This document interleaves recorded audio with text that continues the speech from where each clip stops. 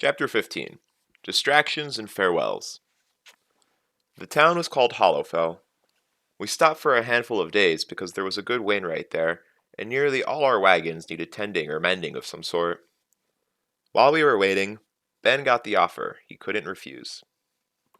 She was a widow, fairly wealthy, fairly young, and to my inexperienced eyes, fairly attractive. The official story was that she needed someone to tutor her young son. However, anyone who saw the two of them walking together knew the truth behind that story. She had been the brewer's wife, but he had drowned 2 years ago. She was trying to run the brewery as best she could, but she didn't really have the know-how to do a good job of it. As you can see, I don't think anyone could have built a better snare for Ben if they had tried.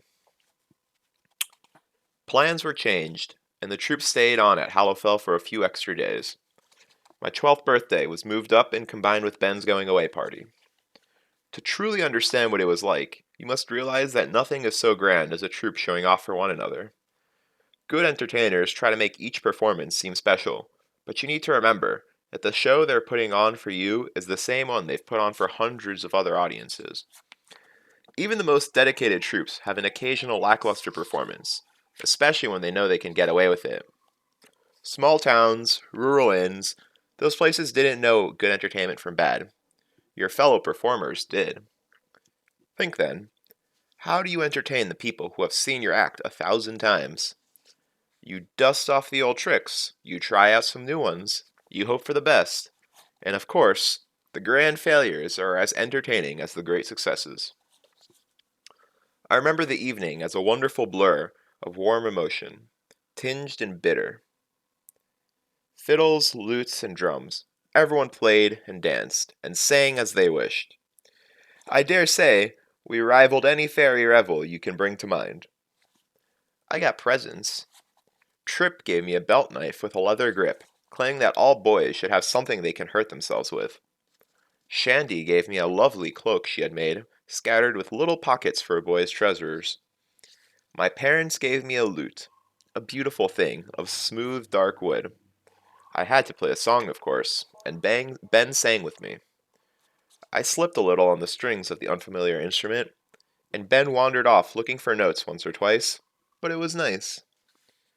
Ben opened up a small keg of mead he had been saving for just such an occasion.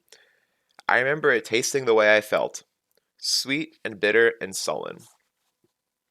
Several people had collaborated to write The Ballad of Ben, Brewer Supreme. My father recited it as gravely as if it were Modigan's royal lineage, while accompanying himself on a half-harp. Everyone laughed until they hurt, and Ben twice as much as everyone else. At some point in the night, my mother swept me up and danced around in a great spinning circle. Her laughter sang out like music trailing in the wind. Her hair and skirt spun around me as she twirled. She smelled comforting, the way only mothers do. That smell and the quick laughing kiss she gave me did more to ease the dull ache of Ben's leaving than all the entertainments combined. Shandy offered to do a special dance for Ben, but only if he came into her tent to see it. I'd never seen Ben blush before, but he did it well. He hesitated, and when he refused, it was obviously about as easy for him as tearing out his own soul. Shandy protested and pouted prettily, saying she'd been practicing it for a long time. Finally, she dragged him into the tent, their disappearance encouraged by a cheer from the entire troop. Trip and Terran staged a mock sword fight that was one part breathtaking swordplay, one part dramatic soliloquy, provided by Terran, and one part buffoonery that I'm sure Trip must have invented on the spot. It ranged all over the camp.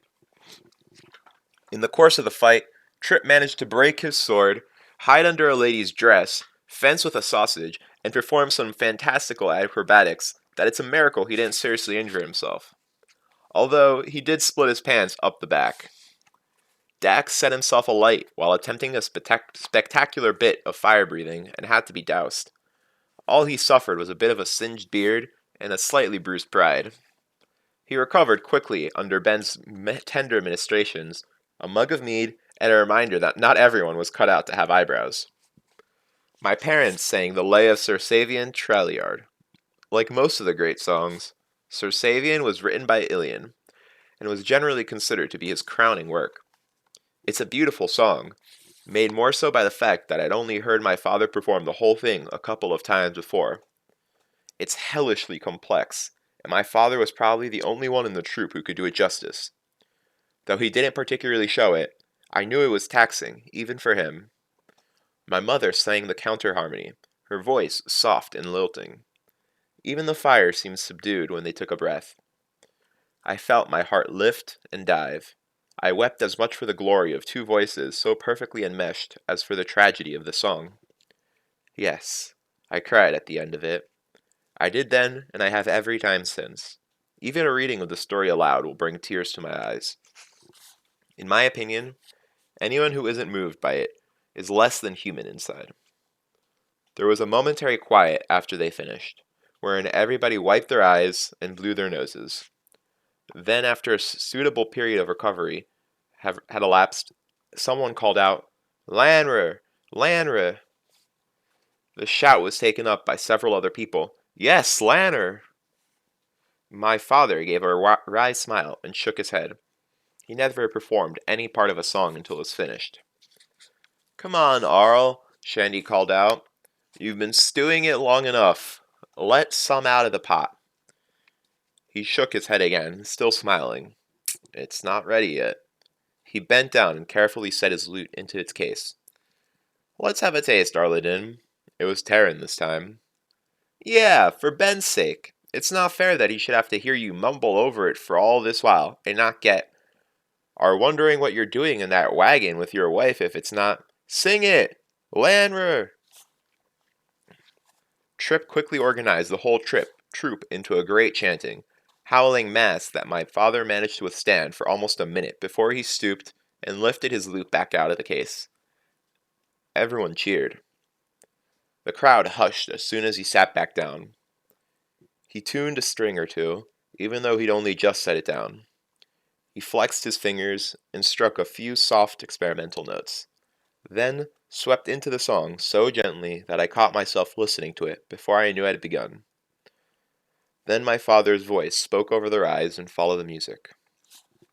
"Sit and listen all, for I will sing a story wrought and forgotten in a time, old and gone, a story of a man, proud Lanner, strong as the spring. Steel of the sword he had at ready hand, hear how he fought, fell and rose again, to fall again, under shadow falling then. Love felled him, love for his native land, and love of his wife, Lyra, at whose calling, some say he rose through doors of death, to speak her name as his first reborn breath." My father drew a breath, and paused, his mouth open as if he would continue. Then a wide, wicked grin spread across his face, and he bent to tuck his lute safely away. There was an outcry and a great deal of complaining, but everyone knew that they had been lucky to hear as much as they had. Someone else struck up a song for dancing, and the protests faded away. My parents danced together, her head on his chest. Both had their eyes closed. They seemed so perfectly content. If you could find someone like that, someone who you can hold and close your eyes to the world with, then you're lucky. Even if it only lasts for a minute or a day. The image of them gently swaying to the music is how I picture love in my mind, even after all these years. Afterward, Ben danced with my mother, his steps sure and stately. I was struck by how beautiful they looked together. Ben, old, gray, and portly, with his lined face and half-burned eyebrows. My mother, slender, fresh, and bright, pale and smooth-skinned in the firelight. They complemented each other by contrast. I ached, knowing I might never see them together again. By this time, the sky was beginning to brighten in the east. Everyone gathered to say their final goodbyes. I can't remember what I said to him before we left.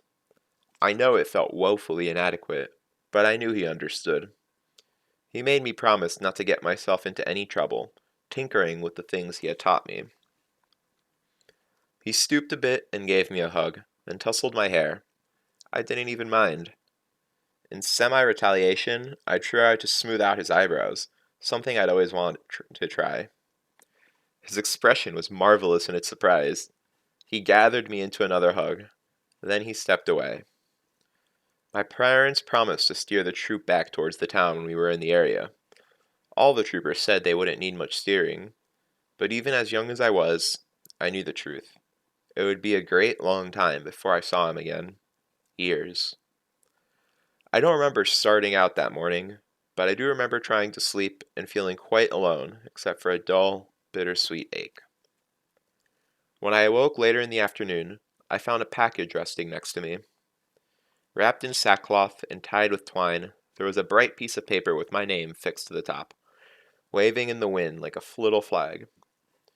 Unwrapping it, I recognized the book's binding. It was Rhetoric and Logic, the book Ben had used to teach me argument. Out of his small library of a dozen books, it was the only one I hadn't read from cover to cover. I hated it. I cracked it open and saw writing on the inside cover.